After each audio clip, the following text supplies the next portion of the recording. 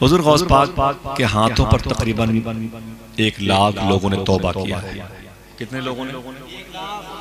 1 लाख लोगों ने। एक साहब आए गौस पाक की बारगाह, बोले हुजूर गौस पाक मुझे मुरीद कर लीजिए। क्या?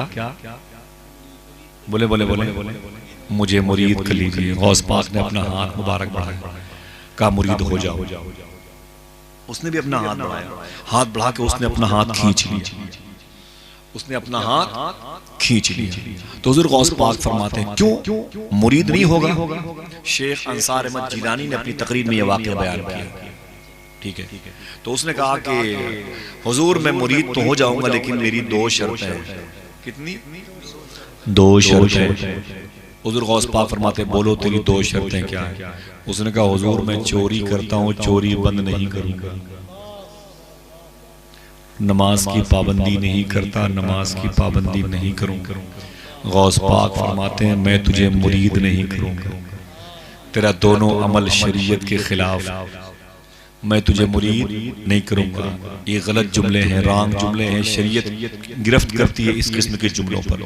मेरे सामने से हट जा, मैं तुझे मुरीद नहीं करूंगा। उसने कहा हुजूर मुझे मुरीद कर लीजिए, आपको आपके पीर का वास्ता, विलायत उज़्मा का वास्ता, आपके ऊंचे स्टेटस का वास्ता। और पाक फरमाते ना ना ना। उसने कहा या शेख अब्दुल कादिर आपको आपकी माँ का वास्ता, मखदूमा फातिमा का वास्ता, बड़े वास्ते दिए। तो हुजूर गौस पाक सरकार अपनी रौ में आ गए, फरमाते तुम मुझसे मुरीद होने के लिए आया हुआ है? कहा हुजूर जी।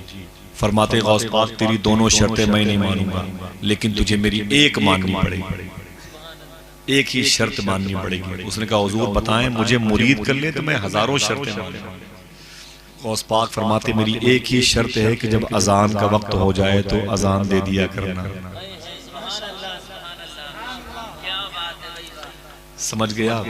अजान का वक्त हो जाए तो अजान दे दिया करना। उसने कहा बस, कहा बस। उसने हाथ बढ़ाया, गौस पाक ने मुबारक कंप्रोमाइज हो गया, मुरीद कर लिया। दिन से देख रहे हूँ कि अजान का वक्त होता है तो जल्दी से चारपाई से उठते हो, वजू करके अजान दे के फिर सो जाते हो, ले दे के अजान के पीछे पड़े हुए। ये बताओ कि नमाज कौन पढ़ेगा? बहुत शौक है अजान देने का तो मस्जिद चले जाओ। ये क्या मतलब है कि घर ही में अजान देते हो, नमाज भी नहीं पढ़ते हो, और कब तक अजान देते रहोगे? चोरी नहीं करोगे तो खाना कहाँ से आएगा? उसने कहा वही तो सोच रहा हूँ मेरी बीवी, किस वक्त निकलूं कि चोरी करने के बीच में अजान का वक्त ना ले पाए, बीच में अजान का वक्त ना आने पाए। कहा नहीं जल्दी कीजिए। बहुत ताड़ करके उसने उसी रात इशा की नमाज के बाद निकला, एक बड़े महल के पीछे गया, दीवार फलांग करके आंगन में कूद गए, उतर गया। खजाने वाला कमरा जहां था वहां पर पहुंचा, दरवाजा खोल के अंदर चला गया। चिराग जला के जेवरात, सोने चांदी के सिक्के थे वो बोरों में भरने लगा। भाई वो मिट्टी तो है नहीं कि जल्दी भर ले, वो सोने के सामान है तो बहुत नाजुक होता है। ये उठा के यूं रखा, फिर यूं रखा, फिर ये करते करते बहुत देर हो गई। बहुत सारे सामान जेवरात उसने सोने चांदी के लिए, और कांधे पे बोरी रख करके जैसे बाहर निकल के आंगन में आया, उसे याद आया यार फजर की अजान का वक्त हो गया। उसने वो सामान उसी के आंगन में रखा, उसी के आंगन में खड़े होकर अजान देना शुरू किया। उसी के आंगन में खड़े होके अजान देना शुरू कर दिया। अब अजान की आवाज के पूरा घर जाग गया।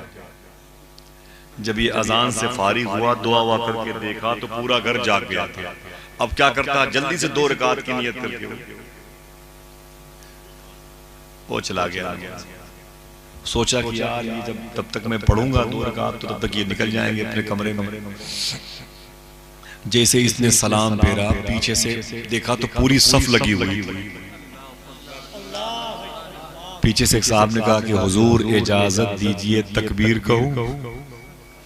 इसने कहा दिमाग मत खराब कीजिए, मैं चोर हूं, हुजूर नहीं हूं। उसने कहा हुजूर कैसी बातें करते हैं? इधर ये गुफ्तगू हो ही रही थी, चोर से, घर वालों से। उधर गौसे आजम अपने मोहल्ले बाबू शेख में अपने हुजरे में बैठे बैठे मुस्कुराने लगे। तो किसी ने पूछा हुजूर अचानक मुस्कुरा रहे हैं? तो गौस पाक फरमाते हैं फंस गया। कुछ लोग यहाँ भी आके फंस गए। हाँ? गौस पाक फरमाते हैं फंस गए। हुजूर कौन फंस गया? फरमाते हैं उसकी दो शर्तें शरीयत के खिलाफ थी, मैंने नहीं मानी। एक मेरी मान के फंस गया। अजान दाफिउल बला है, बला को दूर करती है। लोग अजान दे के निकल जाते हैं, वो अजान दे के फंस गए। हुजूर गौस पाक फरमाते हैं अजान दे के फंस गया। तो लोगों ने कहा हुजूर कौन है? फरमाया वो फंस गया। कहते हुजूर फंस गया तो निकालिए। फरमाया निकलेगा अभी फंसा हुआ, निकलेगा अभी फंसा हुआ। एक साहब ने कहा कि हुजूर तकबीर कहूं, कहा दिमाग मत खराब करो, चोर कभी नमाज पढ़ाता है। एक साहब ने कहा कि ऐसा है कि हुजूर सूरज निकलने वाला, टाइम खत्म हो जाए, तकबीर कहूं? झिल्ला के बोला हाँ हाँ तकबीर। एक साहब ने तकबीर कही, चोर ने नमाज पढ़ाई। दिल कहता है काश उसी के पीछे हम लोग भी खड़े होते।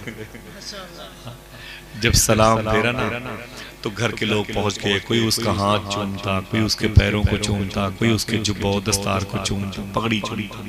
उसने रो के कहा याओ देखो मैं चोर हूं, प्रूफ के तौर पर, सबूत के तौर पर देखो इस बोरे में तुम्हारे घर के जेवरात हैं कि नहीं है।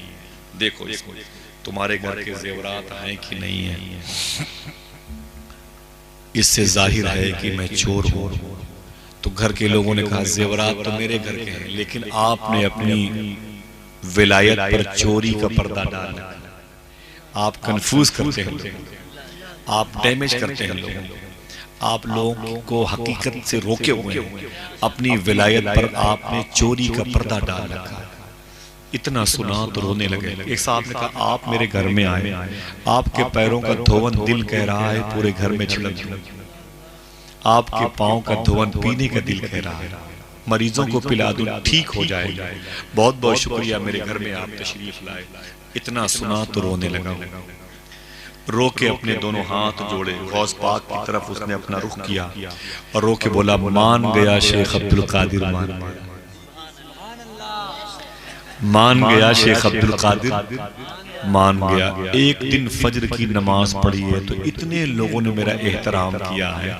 अगर पंज वक्ता नमाज की पाबंदी करूंगा तो पूरा शहर मेरा एहतराम करता हुआ नजर आएगा। अल्लाह अल्लाह अल्लाह सुभान अल्लाह। ये किसका उर्स है कि जात की जलवा नुमाई, कि जिसका नाम सुनते ही नबी की याद आई है। मुसीबत में जहां सोचा तुझे आवाज दूं आका, मेरी आवाज से पहले तेरी आवाज आई।